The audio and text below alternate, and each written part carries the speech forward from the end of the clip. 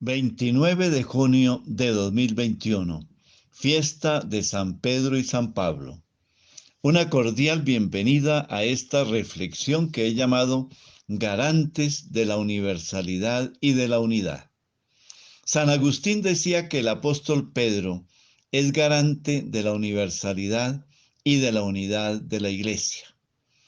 De los 12 apóstoles que eligió Jesús, solo Pedro ha merecido personificar a toda la Iglesia casi por doquier. En atención a esa personificación de toda la Iglesia que solo él representaba, mereció escuchar estas palabras: yo te digo que tú eres Pedro.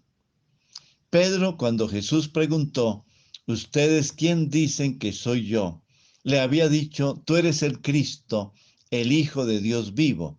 Y Cristo le replicó, y yo te digo que tú eres Pedro, y sobre esta piedra edificaré mi iglesia. A ti te daré las llaves del reino de los cielos. Pero Agustín hace una aclaración que es muy importante. Estas llaves no las recibió un solo hombre, sino la unidad de la iglesia.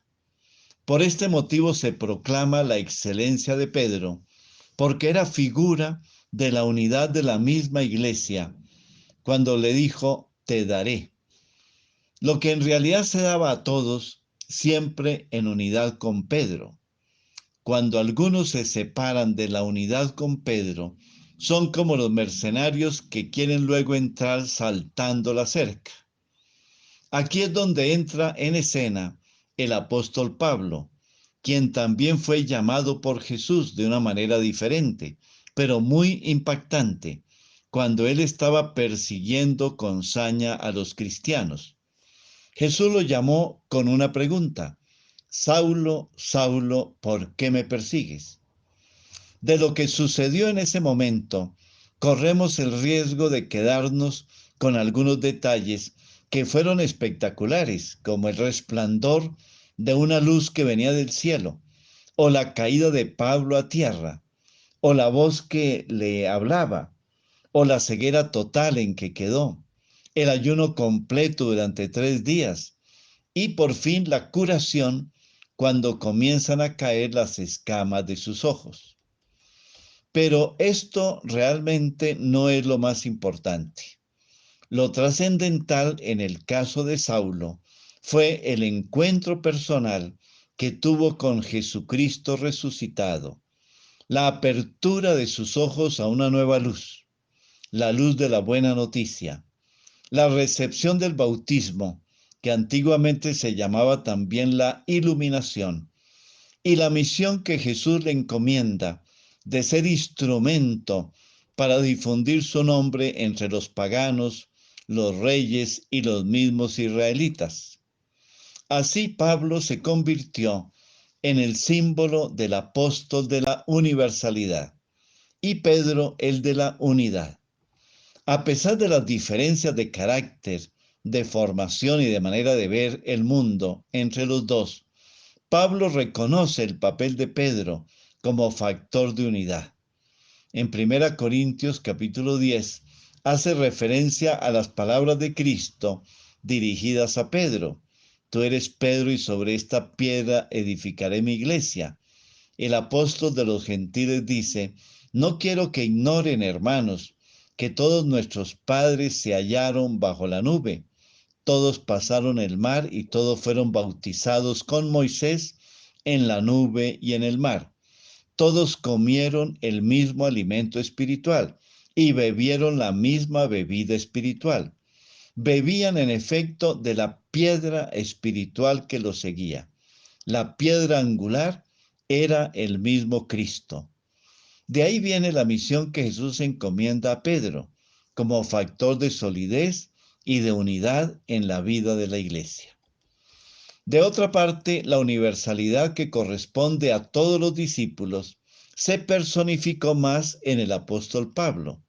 En los primeros siglos del cristianismo, los gnósticos, que tenían una visión errónea de la fe cristiana, se dividieron en numerosas sectas. Pero la iglesia, alrededor de Pedro y sus sucesores, conservó su unidad. y a la vez con el espíritu de Pablo se lanzó a difundir la buena noticia en la diversidad de pueblos, lenguas y culturas. San Ireneo, que es del siglo II, ya hablaba de esa universalidad y de esa unidad. Decía, habiendo recibido esta predicación y esta fe de los apóstoles, la Iglesia, aunque esparcida por el mundo entero, las conserva con esmero, como habitando en una sola mansión, y cree de manera idéntica, con una sola alma y un solo corazón. Y las predica, las enseña y las transmite con voz unánime, como si no poseyera más que una sola boca. Porque aunque las lenguas del mundo difieren entre sí, el contenido de la tradición es único e idéntico. Y ni las iglesias establecidas en Alemania, ni las que están en España, ni las que están entre los celtas, ni las de Oriente, es decir, de Egipto y Libia, ni las que están fundadas en el centro del mundo, tienen otra fe u otra tradición. Estas son palabras de San Ireneo. Por eso podemos decir que tanto Pedro como Pablo, cada uno con sus características muy propias, son garantes de la universalidad y de la unidad de la Iglesia. Una pregunta para compartir en familia. En la familia hay diversidad de caracteres, temperamentos, formas de ser, pero también distribución de tareas para el bien de todos. Conservamos la unidad en medio de la diversidad. Unámonos a esta plegaria a María, al estilo del apóstol Pablo. María, madre y auxilio de todos los cristianos.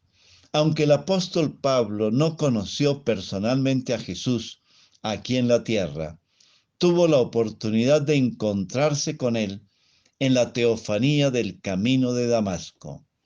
Y confesó tu grandeza, María, como Madre de Dios y Madre de todos los redimidos, al afirmar, cuando llegó la plenitud de los tiempos, envió Dios a su Hijo, nacido de mujer, nacido bajo la ley, para liberar a los que se hallaban bajo la ley y para que recibiéramos la condición de hijos. Cuando te honramos a ti, María, la gloria de este culto termina en Cristo tu Hijo, de quien te viene a ti, Virgen Madre, toda tu grandeza. María, Arca de la Alianza, ruega por nosotros. Amén. Bendiciones del Señor para cada uno de ustedes y sus familias.